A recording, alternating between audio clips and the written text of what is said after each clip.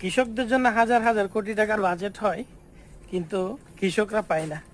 যেমন আমার এলাকায় 5-6 জন কৃষক আছে, তারাও আসলে কোনো সুযোগ সুবিধা পায় না।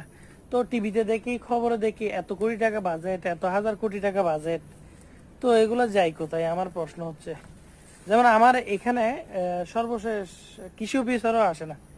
সর্বশেষ কৃষি অফিসার আসছিল, এখানে একজন মহিলা ছিল, তার নামটা মনে পড়তেছে না, ওনার নাম লুৎফুন্নেসা না, যাই হোক। তো এরপরে আর কোনো কৃষি অফিসার আসে নাই, আমরা কৃষি কোনো সুযোগ সুবিধা পাইনি।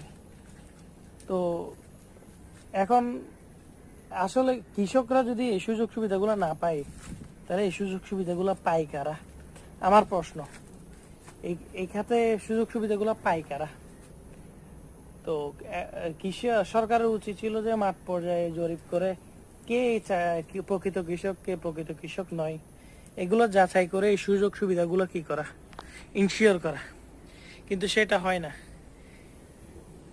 এখন আমার কাছে সরকারের কাছে একটাই দাবি, যেন সরকার এই কৃষি বিভাগে একটু ভালো করে যাচাই বাছাই করে, কারণ এখানে যাতে প্রকৃত কৃষকরা লাভবান হয় এবং প্রত্যেক প্রকৃত কৃষক যেন তার অধিকার, সেই সরকার থেকে যা পাওয়ার তা যেন পাই।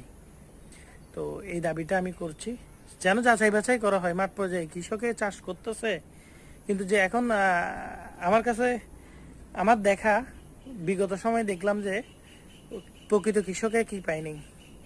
যারা চাষবাস করে না, সে একটুখানি গিয়া করে কৃষি সব কিছু হাতিয়ে নিল। তো এগুলো যেন ভবিষ্যতে না হয় 5ই আগস্টের পরে।